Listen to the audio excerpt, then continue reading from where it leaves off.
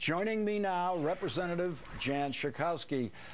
Congressman Schakowsky, the one thing I fully respect about your position in voting no on this is that you are not just voting no, you have offered an alternative, an alternative that is a full package. The easiest thing for any one of you to do, I think, as some of the other senators have pointed out, is to find the different individual items in this package that they object to. And the reason I ran Tom Coburn's the announcement about what he would do if left in a room alone to do it is that it would be a very crazy plan that came out. But we had Kent Conrad here last night, Democrat in the Senate, Budget Committee Chairman. He says there are things in here he doesn't like, but in order to move an agreement forward, he got on board. What was it that prevented you from approaching this the way Senator Conrad did, which is to say, accept some number of things that you really don't like, and by the way, would have the right to try to change afterwards, but to add your agreement to the group in order for some momentum to move forward? Because this plan, the Fiscal Commission says that the nation is on an unsustainable fiscal path. And that's true. They're talking about the debt and the deficit. But there's another thing that is a very destructive path, and that is the squeezing of the middle class, the pain that the middle class is caused by this plan that it doesn't need to. We don't need to ask senior citizens to pay more for Medicare. We don't need to cut Social Security benefits. We don't need to cut nutrition and education and job training programs.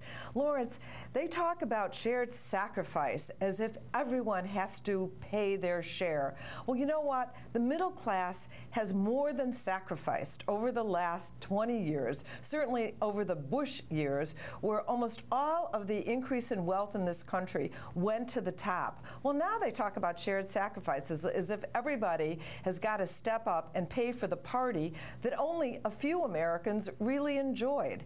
And I think that's just the wrong way to go. That's why I offered a different kind of plan that said, yes, we can, in fact, balance the budget. We can reduce our debt and our deficit, but we don't have to take it out of the hides of middle and low-income people. Now, you and others have made the point that the Commission didn't really have to look into Social Security solvency in order to deal with balancing the budget over a 10-year window, but they did. And so in doing so, now let's, for the moment, and I agree with that, they didn't have to, but let's talk about Social Security solvency going forward. Dick Durbin, I think in a surprise, a Democratic progressive senator, has said that the Commission's proposal to raise the retirement age to 69 by 2075 was not radical. He says it's acceptable to him. It includes a provision, an exception for people engaged in manual labor to get an earlier retirement. Do you think that it is possible in the package that will have to be done eventually for solvency for Social Security to include that kind of increase in the retirement age as a possible element? Well, the bad news is that not everybody does live longer.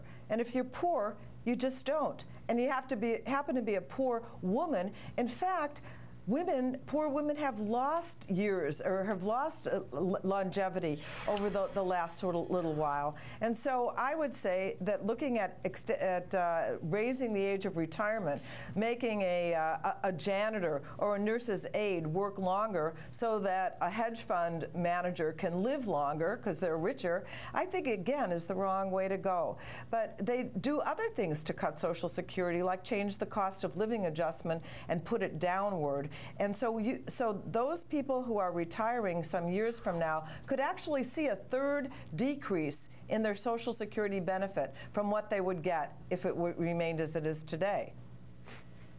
Well, I'm the last one to defend hedge fund managers, but it is worth pointing out when we're discussing Social Security that every one of them will pay into Social Security much more than they get out. So they are not costing Social Security anything. They're going to be contributing more than they get out. We've crossed that line in the system now where the top payers pay more than they get back. It is not a good deal for them to be in it at all.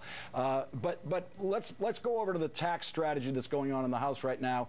That vote that you cast today, some say is a symbolic vote, that you're going to have to come back at this eventually with some kind of compromise coming out of the Senate. What is the style of compromise that you can imagine coming out of the Senate that you might be able to vote for on tax rates for next year? Well, I'll tell you one thing. I won't be able to vote for a package that doesn't include the extension of unemployment insurance benefits. I mean, it's just outrageous to even discuss keeping taxes lower for the richest Americans and yet cutting not extending unemployment insurance benefits. And it's not just for the 2 million people that have lost their benefits. It's for our economy. You know, it's going to be good they'll go out and spend the money. Congresswoman Jan Schakowsky, thank you very much for your time tonight. Thank you.